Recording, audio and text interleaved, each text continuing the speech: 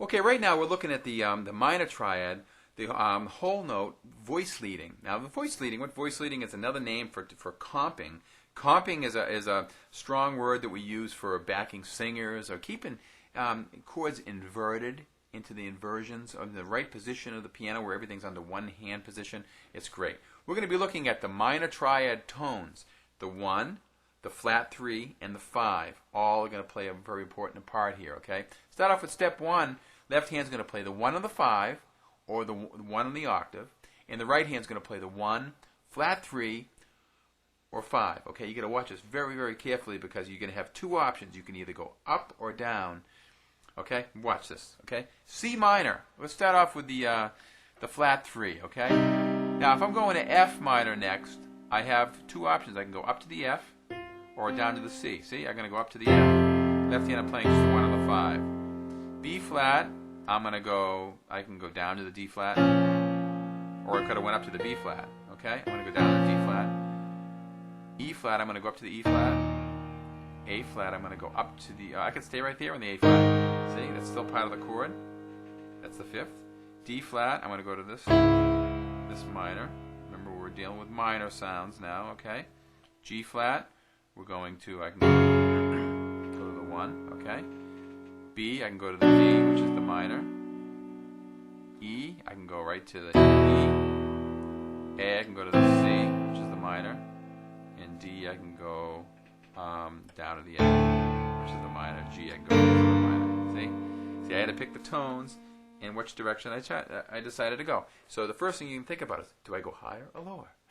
so wherever you are, the next thought that should come to your mind is, do I want to go higher or lower? And if you decide to go higher, pick the closest chord tone.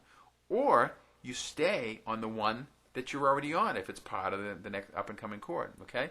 So it really makes it really nice. Okay?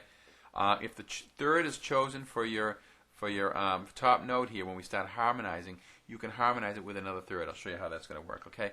Now, step 2, only after step 1 is you can function with that. That's very difficult to get step 1 really under control. Then we go to step 2, which is you're going to take your tones and you're going to harmonize it with the flat 3. Okay? So, key of C, we're going to say C minor. Now, if I go to F minor and I decide to go up to the A flat here, I can play the A flat again down low. You don't have to, but this just makes it a kind of open, bigger sound. Now to B flat minor, I can go down here to this F tone, but I'm harmonizing with a D flat. Then I'm going to go to E flat minor. I can go down and play the E flat with the G flat, which is the flat 3. And then I'm going to have A flat minor. I can stay right here and play the B, which is the flat 3. And I'm going to go to D flat minor, which is the E. Great. And G flat minor, I can go up here and then play the flat 3 of G flat as A. See how important it is? You got to know these 3 chord tones so quickly.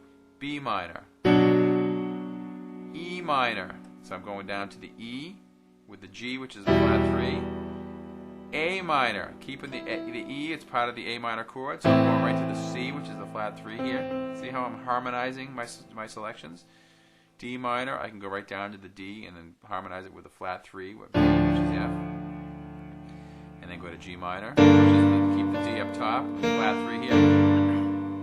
And C minor, go up to the flat 3 and play it again down here. And by playing 1 and 5 here, or 1, 5 octave, it's pretty cool, okay? Then you can take the same thing and use a rhythmic groove against it, okay?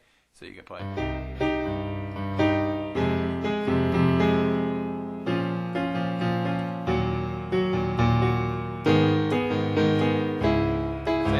Going up. If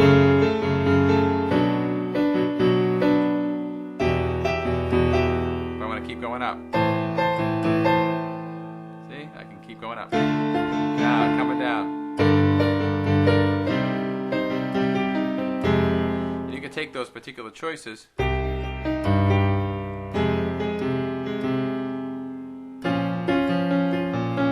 can pulse them between the two hands, or you can rock the pit.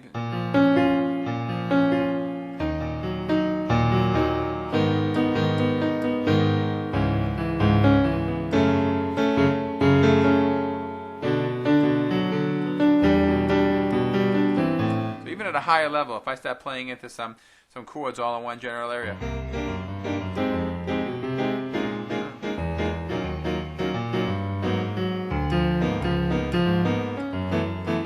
I'm playing all the chords on the one general vicinity of the piano. That's where the power comes in here. So it requires an enormous amount of knowledge. It's going to boost your chordal playing because now you're getting really fast at being able to put the threes and the flat threes in really quickly. And it's really working it getting you used to looking at all keys so you know the flat three in every single one of those keys, which is really important, and you're going to see just how important it is right now.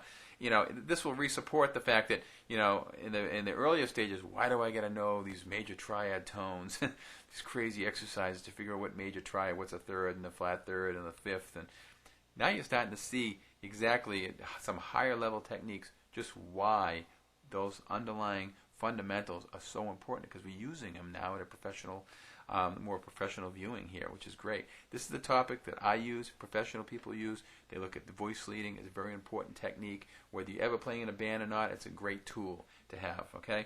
So I think you're really going to like the value put behind this minor triad whole note voice leading. Good luck.